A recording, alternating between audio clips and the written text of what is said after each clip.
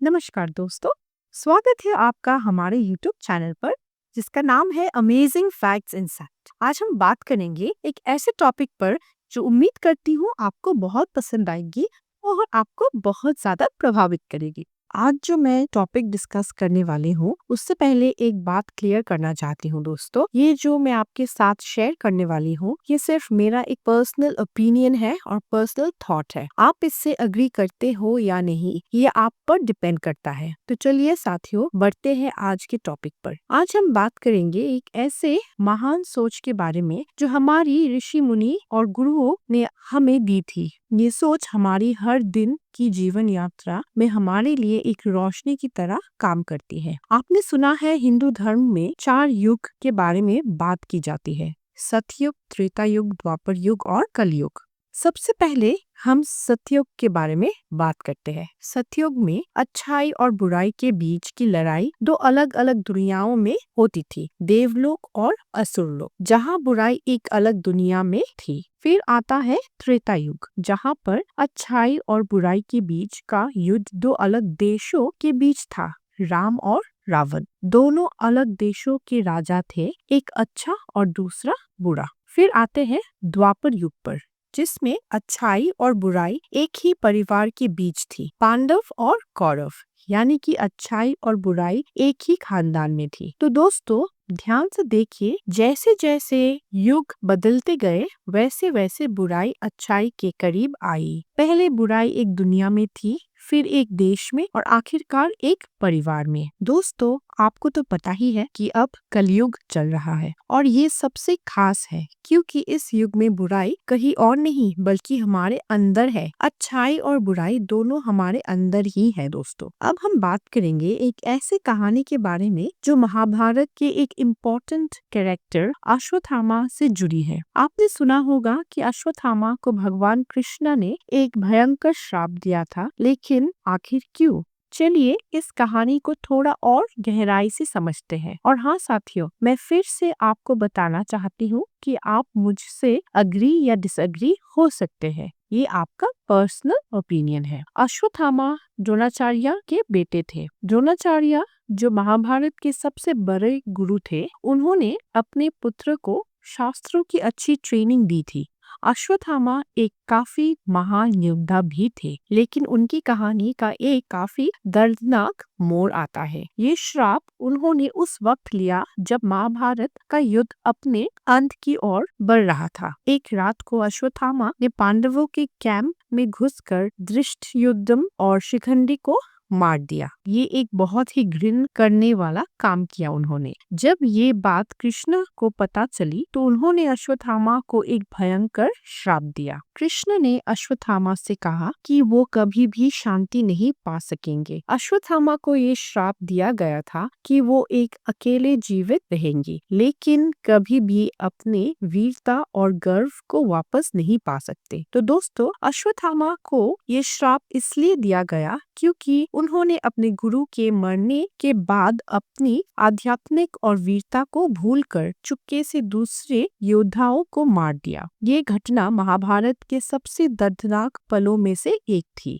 और इसने उनके जीवन को एक मुसीबत में डाल दिया। आज भी माना जाता है कि अश्वत्थामा का नाम एक प्रतीक है जो हमें सिखाता है कि कभी अपने अहंकार और गुस्से को कंट्रोल में रखना चाहिए, क्योंकि ये कभी न कभी हमारे लिए खतरा बन सकती है। तो दोस्तों अब बात करेंगे एक बहुत ही इंटरेस्टिंग टॉपिक के बारे में। महाभारत और पुराणों में हमने काफी बार चिरंजीवी का नाम सुना है, यानी वो लोग जो कभी नहीं मरते। लेकिन सवाल ये है कि 7 चिरंजीवी में सबसे शक्तिशाली कौन है? चलिए आज हम इस सवाल का जवाब ढूंढते हैं। सबसे पहले चलिए ये समझते हैं कि चिरंजीवी कौन होते हैं। ये वो लोग होते हैं जो भगवान से वरदान प्राप्त करते हैं और उनका जीवन अमर होता है। महाभारत और दूसरे पुराणों में 7 चिरंजीवी का जिक्र होता है जो अपने अपने समय में काफी प्रसिद्ध थे। ये 7 चिरंजीवियों के नाम है विभीषण जो रावण के भाई और जो राम के साथ मिल गए थे, महर्षि मार्कंडेय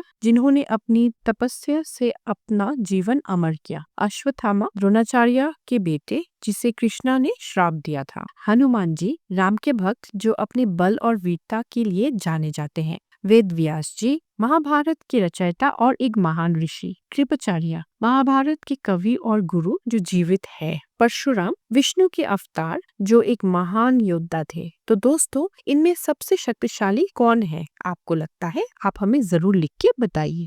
अगर हम बात करें शक्ति की, तो सबसे पहले नाम हनुमान जी का आता है। उन्होंने अपने बल और भक्ति से कई बार अपनी वीरता दिखाई थी। हनुमान जी की शक्ति को किसी भी पुराने युद्ध में अंडर एस्टिमेट नहीं किया जा सकता। जब राम जी की सेना को सबसे ज्यादा जरूरत थी, तब हनुमान जी ने अपनी शक्ति से उनकी मदद की थी। उन्होंने सीता माता को लंका से छुड़ा कर दिखाया था कि उनमें कितनी अद्भुत शक्ति है। लेकिन अगर हम बात करें युद्ध के क्षेत्र में, तो परशुराम का नाम भी लेना पड़ेगा। परशुराम जो विष्णु के दूसरे अवतार थे, एक महान योद्धा भी थे। उन्होंने कई राजाओं का नाश किया था और अपने शक्तिमान युद्ध के रूप से उनका नाम सबसे ज्यादा जाना जाता है। फिर भी अगर हम समझते हैं कि किसने सबसे ज्यादा लोगों को प्रभावित किया है, तो हनुमान जी की भक्ति और उनकी वीरता का लेवल इतना हाई था कि उन्होंने अपने जीवन में कई बार अपनी शक्ति और भक्ति का एक नया डायमेंशन दिया। तो कंक्लूजन ये है कि अगर हम बात करें शक्ति और वीरता की, तो हनुमान जी को सबसे ज्यादा शक्तिशाली माना जाता है। लेकिन हर चिरंजीवी का अपना अपना महत्व है और हर एक ने अपने अपने टाइम पर अपने अद्भुत काम किए हैं। दोस्तों, अब हम बात करेंगे एक ऐसे देवता के बारे में जिनका नाम पूरी दुनिया में जाना जाता है। जी हाँ, मैं बात कर रही हूँ भगवान श्री कृष्ण की। आपने श्री कृष्ण का नाम तो सुना ही होगा, लेकिन क्या आपको पता है कि कृष्ण जी का पूरा नाम क्या है? चलिए इस विचार को समझते हैं। कृष्ण जी को कई नामों से जाना जाता है, लेकिन उनका असली नाम है श्री कृष्ण वासुदेव। कृष्ण उनका प्रमुख नाम है, लेकिन उनके और भी नाम है जो उनके अलग अलग रूप और अवतारों को दर्शाते हैं। कृष्ण जी का अनेक रूप है और हर रूप का अपना एक नाम है। कुछ प्रसिद्ध नाम जो कृष्ण जी के लिए इस्तेमाल किए जाते हैं वो है वासुदेव। ये नाम उनके पिता के नाम पर है। यदुनंदन, ये नाम उनकी यदुवंश से जुड़ा हुआ है क्योंकि वो यदुवंशी थे। मधुसूदन, ये नाम उन्हें मधुसूदन दुश्मन को मार कर दिया गया था। गोविंद, ये नाम उन्होंने अपने गांव और गोपियों के साथ संबंध को दर्शाने के लिए लिया था। गोपाल, गोपाल का मतलब है गांव का पालनहार, जो उन्होंने अपने बचपन में गाय चराने के दौरान अपनाया था। देवकी नंदन, कृष्ण जो देवकी और वासुदेव का बेटा होने के कारण ये नाम लिया गया है। आज हम बात करेंगे एक ऐसी कहानी के बारे में जो हनुमान जी से जुड़ा हुआ है। ये कहानी हमें ये सिखाती है कि कभी भी अपने अहंकार को अपनी ताकत से ज्यादा ना समझे। एक बार विष्णु जी ने गरुड़ देव को हनुमान जी के पास भेजा और कहा उन्हें हमारे पास बुला लो। तब तक हनुमान जी थोड़े बूढ़े हो चुके थे। गरुड़ देव विष्णु जी के ऑर्डर पर वैकुंठ धाम से उड़े और हनुमान जी के पास पहुंच गए। उन्होंने हनुमान जी से कहा, विष्णु जी आपको बुला रहे हैं, चलिए उनके पास। हनुमान जी जो राम का जप कर रहे थे, उन्होंने जवाब दिया, आप जाइए, मैं थोड़ी देर में आता हूँ। गरुड़ जी अपनी ताकत और गति पर बहुत गर्व करते थे, तो उन्होंने कहा, आप तो बूढ़े हो गए हो, मेरे साथ चलिए, मैं आपको अपने साथ उठा के ले चलूंगा। हनुमान जी ने फिर कहा, मैं अपना जा पूरा करके आऊंगा, आप जाइए, मैं बाद में आता हूँ। गरुड़ ने बिना रुके अपनी पूरी स्पीड से उड़ान भरी और वैकुंठ धाम पहुँच गए। वहाँ पहुँचकर उन्हें बहुत हैरानी हुई क्योंकि हनुमान जी विष्णु जी के पास पहले से ही बैठे हुए थे। गरुड़ ने विष्णु जी से कहा, प्रभु, मैंने इतनी तेजी से सफर किया, फिर भी आपके पास हनुमान जी कैसे पहुँच गए? और सबसे बड़ा प्रश्न ये था कि सुदर्शन चक्र ने हनुमान जी को अंदर कैसे आने दिया? गरुड़ ने सुदर्शन चक्र को ढूंढना शुरू किया, लेकिन विष्णु जी मुस्कुराए और हनुमान जी से कहा, हे हनुमान, मेरा सुदर्शन चक्र कहाँ है? हनुमान जी ने मुस्कुराते हुए अपनी मुंह खोली और उनके मुंह से सुदर्शन चक्र बाहर निकला। इस प्रकार ये घटना साबित कर गई कि सुदर्शन चक्र को ये घमंड था कि उससे ज्यादा शक्ति वाला कोई अस्त्र नहीं हो सकता, और गरुड़ को ये गर्व था कि उससे तेज कोई नहीं उड़ सकता। हनुमान जी ने एक ही सफर में इन दोनों का अहंकार दूर कर दिया। दोस्तों, इस कहानी से हमें ये सीख मिलती है कि कि कभी अपनी ताकत या गति पर इतना गर्व नहीं करनी चाहिए। हम सभी को अपनी मर्यादा और विनम्रता को हमेशा बनाए रखना चाहिए। अब हम बात करेंगे एक ऐसी कहावत के बारे में जो हमारे रोजमर्रा की जिंदगी में अक्सर सुनी जाती है, और वो है भाभी माँ समान होती है। ये कहावत कहाँ से आई है, क्या आपको पता है? चलिए इससे जुड़े एक कहानी जो रामायण से है उसके बारे में बात करते हैं। जब रावण ने सीता माँ को हरण करके अपने साथ ले जा रहे थे, तो सीता माँ ने अपने रास्ते में कुछ चीजों को गिराया ताकि राम लक्ष्मण को पता चल सके कि वो कहाँ जा रहे हैं। इस दौरान लक्ष्मण के हाथ में सबसे पहले सीता माँ की पायलिया आई। जैसे ही उन्होंने पायल देखा, उन्हें तुरंत समझ आ गई कि ये सीता माँ की पायल है, और ये इसलिए क्योंकि लक्ष्मण ने कभी सीता माँ का चेहरा नहीं देखा था। उन्होंने बस उनके पाँव देखे थे, और इसी वजह से उन्हें ये पहचान थी कि सीता माँ कैसी पायल पहनती थी। ये घटना इतनी गहरी थी कि इससे हमें एक अहम सीख मिली। इस प्रकार से हमने भाभी माँ समान होती है का कहावत अपनी जिंदगी में इस्तेमाल करना शुरू किया। लक्ष्मण ने जो अपने भाई की पत्नी यानी सीता माँ को पहचाना, वो हमारे रिश्ते और सम्मान का एक उदाहरण बन गया। इस कहानी से ये सीख मिलती है कि हम अपने रिश्ते में कभी भी अपने परिवार के सभी सदस्यों को इज्जत दे और उनका सम्मान करे, जैसे लक्ष्मण ने सीता माँ को पहचाना था। अब हम बात करेंगे एक ऐसी घटना के बारे में जो कलयुग की शुरुआत से जुड़ी हुई है, और ये घटना महाभारत के बाद हुई थी। आपने सुना होगा कि भगवान कृष्ण के देह त्याग के बाद कलयुग की शुरुआत हुई थी। तो आज हम इस बारे में पूरी कहानी को समझते हैं। जब भगवान कृष्ण ने अपना देह त्याग किया, तो एक राक्षस जिसका नाम कली था छुपकर कहीं अंधेरे में छुप गया। लेकिन जैसे ही कृष्ण जी ने अपना देह त्याग किया, कली बाहर आया और हस्तिनापुर में प्रवेश किया।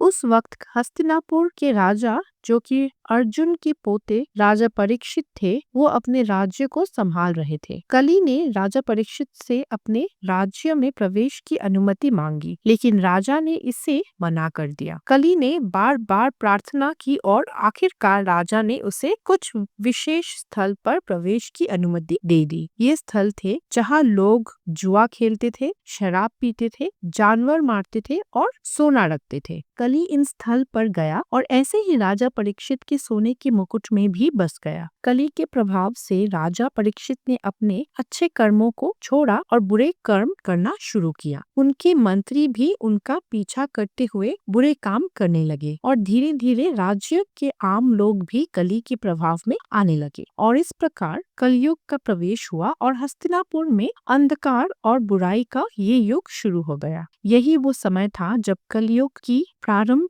हुई थी, जो हमारे समय में भी चल रहा है। आज हम एक बहुत ही इंटरेस्टिंग और स्पिरिचुअल टॉपिक के बारे में बात करेंगे। आपने सुना होगा कि हमारे पुराणों में और हमारे धार्मिक ग्रंथों में एक शब्द ओम का बहुत बड़ा महत्व है। तो आज हम ये समझेंगे कि ये ओम शब्द कैसे और क्यों इतना महत्वपूर्ण है, और इसके पीछे का रहस्य क्या है। जैसे कि हम सब जानते हैं दोस्तों, ब्रह्मांड बनाने वाले का नाम ब्रह्मा जी है। लेकिन क्या आपने कभी सोचा है कि ब्रह्मा जी के मुंह से पहला शब्द क्या निकला था? वो था ओम। हाँ, ये वही शब्द है जो हम हर दिन अपने पूजा, ध्यान और स्पिरिचुअल प्रैक्टिस में बोलते हैं। और आपको ये भी पता होगा कि हमारे पुराने ऋषि मुनि भी हमेशा ओम के साथ अपनी पूजा और कर्म शुरू करते थे। ये शब्द सिर्फ एक धार्मिक महत्व नहीं रखता, बल्कि इसका एक गहरा और विशाल संबंध है हमारे ब्रह्मांड से। अब आज के साइंटिफिक दुनिया में भी जब नासा और दूसरे वैज्ञानिकों ने ब्रह्मांड के साउंड्स को कैप्चर किया, तो उन्होंने कहा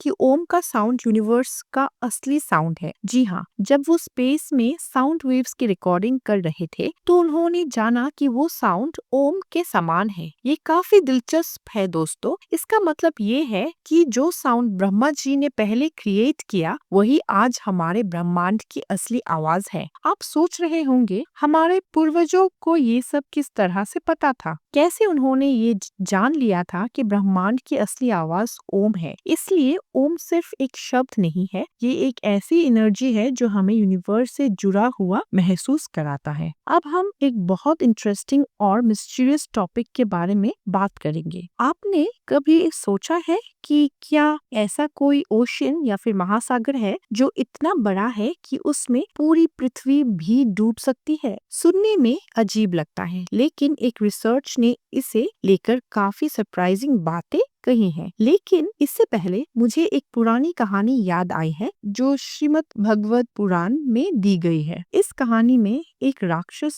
का जिक्र है जिसका नाम था हिरण्यकश्यप। ये राक्षस इतना शक्तिमान था कि उसने धरती को अपनी शक्ति से इतना दूर फेंक दिया कि वो एक गहरे समुद्र में डूब गई थी। फिर भगवान विष्णु जी ने अपना वर अवतार धारण करके उस धरती को उस समुद्र से बाहर निकाला। अब कुछ लोग इस कहानी को बस एक धार्मिक और कहानी के रूप में समझते हैं, और मैं भी इसे सच या गलत कहने का दावा नहीं करूंगी। लेकिन जब आज के समय की बात करते हैं तो हमारे पास कुछ फैसिनेटिंग और शॉकिंग रिसर्च है जो इसी कॉन्सेप्ट को काफी घनिष्ठ तरीके से समझाता है। आपको ये जानकर हैरानी होगी कि नासा की जो टीम्स ने मिलकर एक ऐसे महासागर की खोज की है जो धरती से 12 बिलियन लाइट ईयर्स दूर है। और ये सिर्फ इतना ही नहीं है, इस महासागर में जो पानी है वो धरती के पानी से 140 ट्रिलियन टाइम्स ज्यादा है। तो आप इमेजिन कर सकते हैं दोस्तों, ये कितना विशाल और कितना बड़ा है।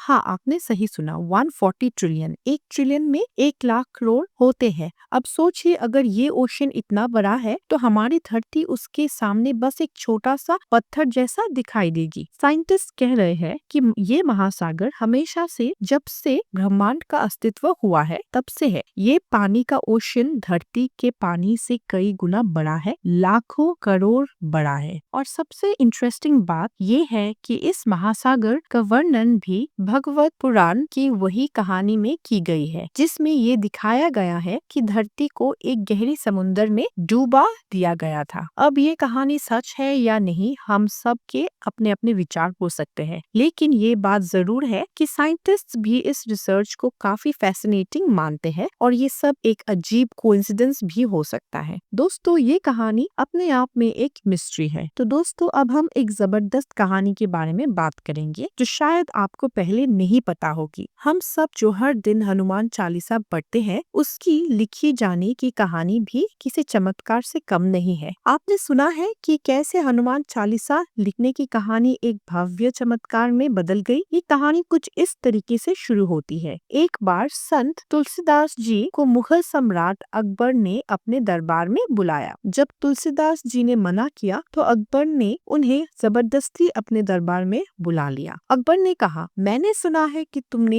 मुर्दों को भी जिंदा कर दिया, तो मुझे भी कोई चमत्कार दिखाओ। इस पर तुलसीदास जी ने जवाब दिया, मुझे कोई चमत्कार नहीं आता, मैं तो बस राम नाम का जप करता हूँ और उस नाम में चमत्कार है। अकबर को ये बात नहीं पसंद आई और उन्होंने तुलसीदास जी को गुस्सा होकर जेल में डाल दिया। और यही से शुरू होता है हमारे प्रसिद्ध हनुमान चालीसा का लिखा जाना। जेल में तुलसीदास जी ने हर दिन लिखना शुरू की और धीरे धीरे हनुमान चालीसा का लिखना पूरा हुआ। और जब पूरा हनुमान चालीसा लिखा गया तब कुछ ऐसा हुआ जो सच में चमत्कार से कम नहीं था। कुछ ही दिनों बाद फतेहपुर सिकरी पर हजारों बंदरों का आक्रमण हो गया। अकबर की दृष्टि अभी तक समझ नहीं पाई थी कि ये क्या हो रहा है। फिर अकबर के हाफिज ने एक अर्जी डालकर उन्हें रिहा करने की गुजारिश की। जैसे ही अकबर ने तुलसीदास जी को रिहा किया, वैसे ही सारे बंदर वापस चले गए। फिर अकबर ने अपना एक फरमान जारी किया जिसमें कहा गया कि अब से मुगल एम्पायर के किसी भी क्षेत्र में कोई भी राम भक्त या हनुमान भक्त को परेशानी नहीं होगी। दोस्तों, ये थी हनुमान चालीसा लिखने की एक अद्भुत और चमत्कारी कहानी। ये हमारे लिए सिर्फ एक पवित्र पाठ नहीं है, बल्कि इसके पीछे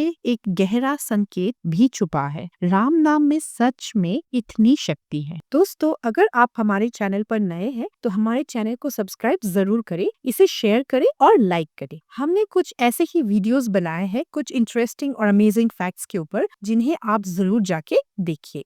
उम्मीद करती हूँ आपको पसंद आएंगी। तो दोस्तों, आज का वीडियो यहाँ तक ही था। उम्मीद है आपको ये वीडियो पसंद आया है। हमें कमेंट सेक्शन में लिख के जरूर बताइए कि आपको ये वीडियो कैसा लगा। मिलते हैं अगले वीडियो में, जैसे कि हम और भी ज्यादा इंटरेस्टिंग फैक्ट्स और कहानियों के साथ आपके सामने होंगे। तब तक के लिए आपका और आपके परिवार का ख्याल रखें, खुश रहिए और स्वस्थ रहिए। धन्यवाद।